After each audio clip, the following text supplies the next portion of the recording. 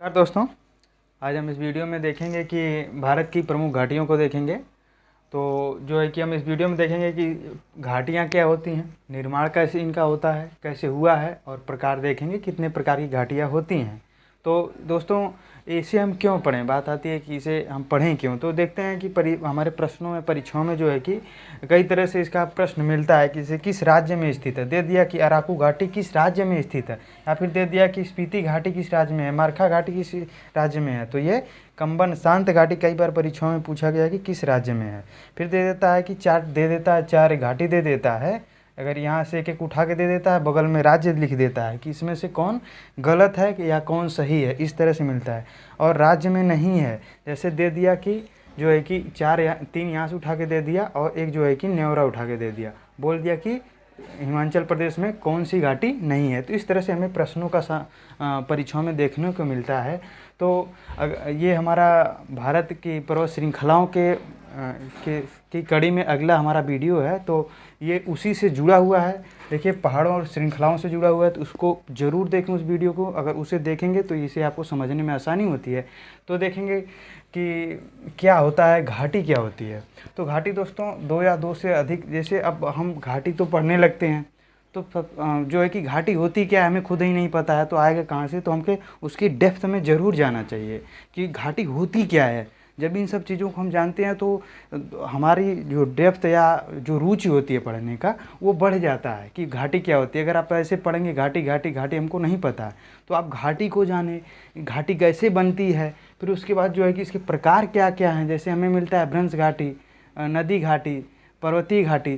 तो जो है कि इन सब चीज़ों को जब डेप्थ में जाएंगे चीज़ों को, तो ये सब तो परीक्षा में नहीं पूछा जाता है, लेकिन यही पूछा जाता है। जब इसे जानने के लिए आपको थोड़ा डेप्थ में जाएंगे तो चीज़ें भूलेंगे नहीं। ठीक है, तो हम देखते हैं कि आखिर घाटी होती क्या है। तो घाटी दोस्तों दो या दो से अधिक पहाड़ों या जो है कि श्रृंखलाओं के बीच का संकरा भाग है। जैसे मान लीजिए कि ये दो पहाड़ हो गए, ठीक है, ये श्रृंखला है, ये ऐसे ऐसे श्रृंखला गई, तो इसके बीच में दो जो गैप होता है, उसी गैप के बीच में जो स्थान होता है उसे हम क्या कहते हैं, घाटी कहते हैं। जैसे दो पहाड़ियाँ होती है, जैसे मान लीजिए कि एक पहाड़ी इधर है, एक पहाड़ी इधर है, इसके बीच में जो प्लेस हुआ वो जो है कि संकरा प्लेस है, वो क्या हो गया, वही घाटी है। ठीक है, तो ये देखेंगे कि ये कैसे जो है कि लंबी अवधि से हिम नदियों और नदियों द्वारा भूमि की सतह के अपक्षय और अपर्दन द्वारा निर्मित होता है। ये कैसे निर्मित हुआ है कि जो है कि ये जो है कि लंबी अवधि से जो है हिम नदियों, जैसे मान लीजिए कि नदियाँ आप जानते हैं कि पहाड़ों से निकलती हैं, जैसे गंगा गोदावरी, गंगा हो गया, और जो है कि गोदावरी, सब कहाँ से निकली हैं, पहाड़ों से निकल के आई हुई हैं। तो जो है कि पहाड़ों से जब यहाँ से, जैसे मान लीजिए एक पहाड़ है, यहाँ से जब कोई नदी निकलती है तो यहाँ से जो है कि कंकड़ पत्थर को साथ में तोड़ते फोड़ते लेके आती है, उसका अक्षय और अपर्दन करते हुए लेके आती है।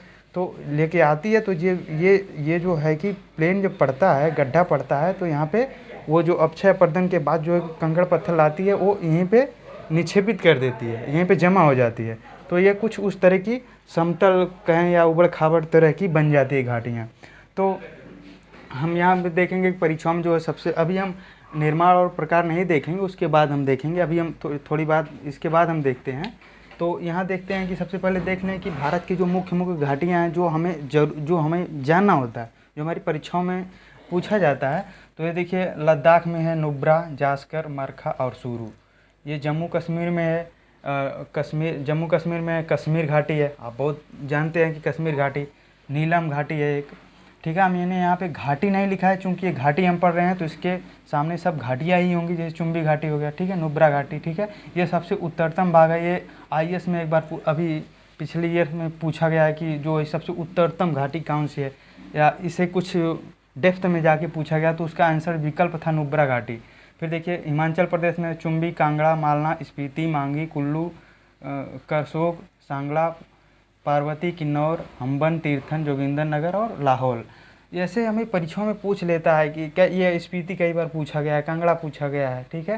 तो ऐसे आपको इस तरह से आप मैप में बनाते चलें साथ में, तो ज़्यादा बेहतर रहेगा। देखिए, उत्तराखंड में जो है कि धून घाटी है, मिलाम घाटी, जोहार घाटी, फूलों घाटी, धर्मा है, सोर है, नेलांग है, दारमा है, ठीक है।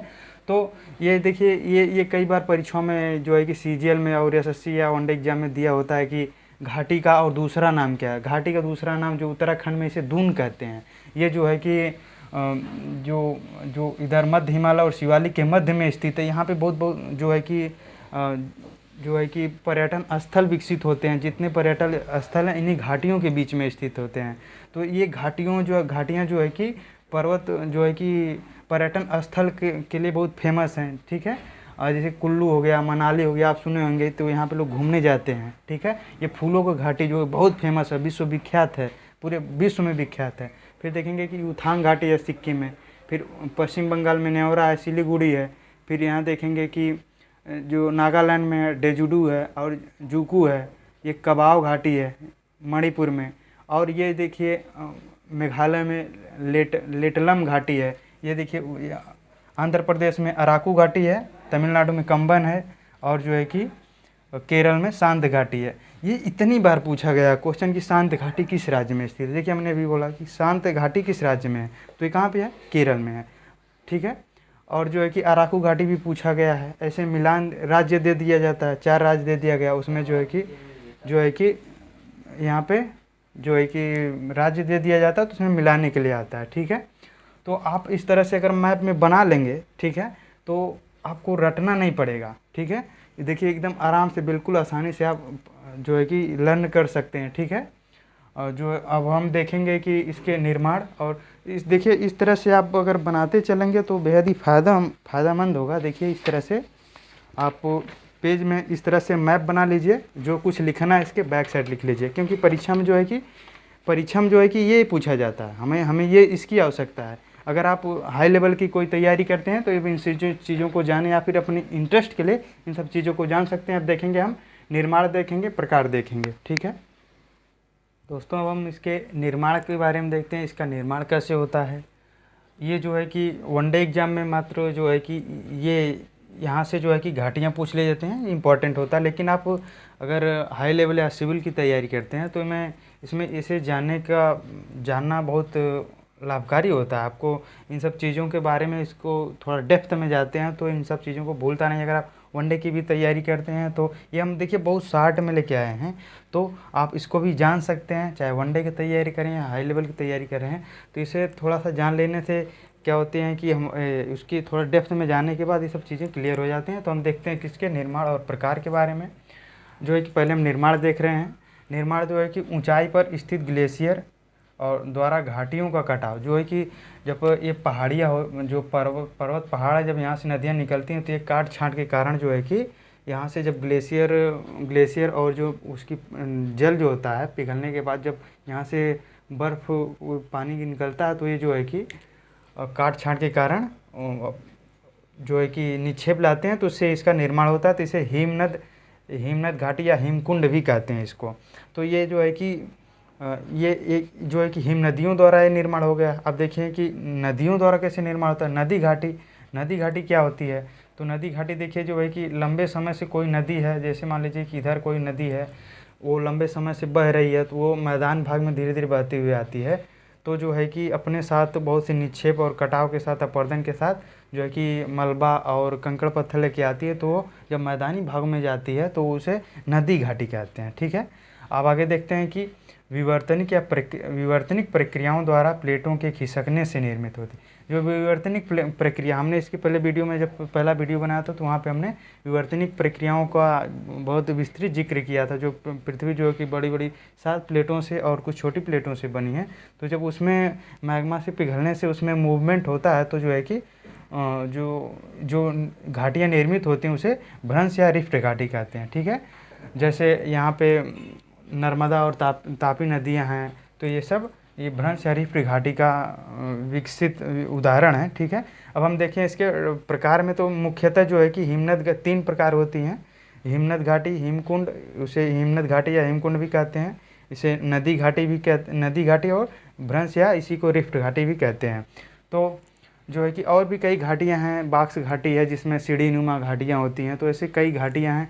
तो देखें हिमनद घाटी को जो है कि 2 भागों में बांटा गया है, यू आकार की घाटी और वी आकार की घाटी। वी शेप घाटी से हम देखते हैं कि हमें पढ़ने को मिलता है सब चीज़ें। तो देखिए जब नदियाँ जो है कि पहाड़ों से निकल करके जब जो है कि ढलान से निकलती हैं तो कुछ इस तरह के जब चौड़ाई में काटती हैं पर्वतों को, तो जो है कि जब वो यू आकार, देखिए जब ये ऐसे पूरे ये ऐसे शेप बनाती हैं, सीधे ऐसे नहीं बनाती, ऐसे नहीं, जब ये ऐसे बनाती हैं तो इसे यू आकार की घाटी जो वक्र की तरह बनाती हैं, ठीक है। इसकी चौड़ाई नीचे जो है कि अधिक होती है, वक्राकार स्थलाकृति का निर्माण करते हैं, इसकी चौड़ाई अधिक होती है।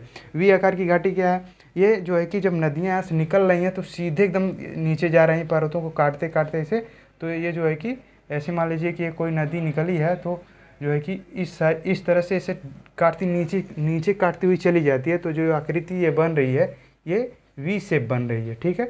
और यहीं जो है कि नदी जब जैसे ये है तो ये अगर ऐसे काट रही है, ये ऐसे काट रही है, पहले इधर काटी फिर उसके बाद इसे काटती है, तो फिर जो है कि ये वी शेप यू शेप बना रही है।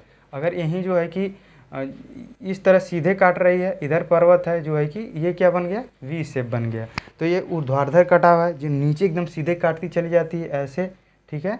तो इसकी गहराई जो है अधिक होती है, इसकी गहराई कम होती है, इसकी गहराई अधिक होती है, तभी ये वी शेप बनेगा, ठीक है। तो गहराई अधिक होती है। अब हम देखेंगे नदी घाटी को मुख्यतः 3 भागों में बांट के देखें, ऊपरी घाटी या मध्य। कोई नदी जब निकलती है, जैसे मान लीजिए कि गंगा नदी निकली हुई, तो जब उत्तराखंड में है तो ऊपरी घाटी हो गई। जब उत्तराखंड से जो है कि सहारनपुर यूपी में जब घुसती है तो वहाँ से मध्य घाटी, और सबसे नीचे जब बंगाल जो है कि बंगाल खाड़ी, बिहार और पश्चिम बंगाल जो है कि पूरी यूपी में जब निकलती है तो उसे निचली घाटी कहते हैं। जब ऊपर से जब उत्तराखंड जैसे क्षेत्रों से जब वो निकलेगी तो वहाँ पे प्रवाह अधिक होता है, ठीक है। और प्रवाह अधिक होता है तो वहाँ क्षरण, पत्थरों को अपक्षय अपरदन जो होता है वो तेज़ी से होता है, उन्हें काटना, जब वो तेज़ी से जाएंगी तो उस समय क्या कर देंगे, तो उनकी रफ्तार तेज होती है तो पर्वतों को तेज़ी से काटती जाती हैं, तो इस कारण जो है कि ढाल खड़े हो जाते हैं, ठीक है। जब वो काटेंगी छाटेंगी, तेज़ रफ्तार से काटेंगी तो ढाल खड़ी हो जाती हैं, तो जिसे वी शेप का निर्माण होता है। अभी हमने यहाँ पे देखा जो है कि जब ढाल तेज़ी से रफ्तार से बहेंगी तो जो है कि ऊर्ध्वाधर काटेंगी तो वी शेप बनेगा। जब कुछ दूरी बह के आती हैं, जब जैसे जो है कि उत्तर प्रदेश में या जो है कि जो उत्तराखंड में जब पार करके जो संक्रमण जोन है यूपी और उत्तराखंड में, तो वहाँ पे देखेंगे मध्य घाटी में जो है कि वहाँ कई सारी सहायक नदियाँ मिलती हैं। आगे आते हैं तो जो है कि कन्नौज जैसे क्षेत्रों में जो है कि रामगंगा जैसी, और फिर उसके बाद घाघरा, ये सब नदियाँ मिलती हैं। तो यहाँ पे क्या होती है, सहायक नदियाँ अधिक मिलना स्टार्ट हो जाती हैं, तो उधर चंबल, यमुना ये सब निकलती हैं, तो क्या हो जाएगा, फिर नदियाँ, सहायक नदियाँ जो है कि अधिक हो जाती हैं, तो इसकी क्या होती है, चौड़ाई बढ़ जाती है। देखिए जब अधिक नदियाँ बहेंगी तो अपने साथ मलबा गाद जो है कि निक्षेप ले आएंगी, तो ये इसका शेप क्या कर देती हैं, चौड़ा कर देती हैं। तो इसका जो है कि चौड़ा कर देती हैं, तो इसका प्रवाह जो यहाँ पे इधर कम हो जाता है, ढाल कम होता है तो इधर प्रवाह जो है कि कम हो जाता है। फिर इधर कटाव और जमाव निरंतर इसकी अपेक्षा कम होता है। कटाव और जमाव देखेंगे कि आप जो बाढ़ आती है तो जो है कि शेप चेंज होते जाते हैं नदियों का। जहाँ पे मिट्टी इकट्ठा होती है वो कट जाती है, जहाँ नहीं कटी रहती, जहाँ गड्ढा रहता है वहाँ पे मिट्टियों का निक्षेप हो जाता है, मतलब वो द्वीपनुमा बना लेती हैं, मैदान बना देती हैं। तो जब निचली घाटियों में ढलान बहुत कम हो जाता है, ढाल बहुत कम हो जाता है, तो वहाँ पे बाढ़ जो है कि जब बाढ़ आता है तो पूरा डूब जाता है, तो वहाँ पे अपने साथ जो निक्षेप और मलबा लाए रहते हैं तो वो पूरे जमा कर देते हैं, तो वहाँ पे उपजाऊ मैदान बनते हैं। उपजाऊ देखेंगे कि आप सबसे ज़्यादा अच्छी खेती बाढ़ वाले क्षेत्रों में होती है, यही कारण है। तो इसके कारण यहाँ पे मानव बस्ती सबसे ज़्यादा बसी होती है। देखिए बिहार में क्यों उतनी ज़्यादा जनसंख्या है, यूपी में जो है कि उपजाऊ मृदा ज़्यादा पाई जाती है। सहायक नदियों द्वारा निक्षेप और कटाव जो है कि कटाव के द्वारा जो मिट्टियाँ या मलबा लाया जाता है तो उसके जो निक्षेप होता है उसमें जो है कि उपजाऊ वो अधिक होती हैं, तो जिसके कारण यहाँ पे कृषि के लिए अनुकूल परिस्थितियाँ बनती हैं। तो फिर यहाँ पे देखेंगे मानव बस्तियाँ ज़्यादा रहती हैं।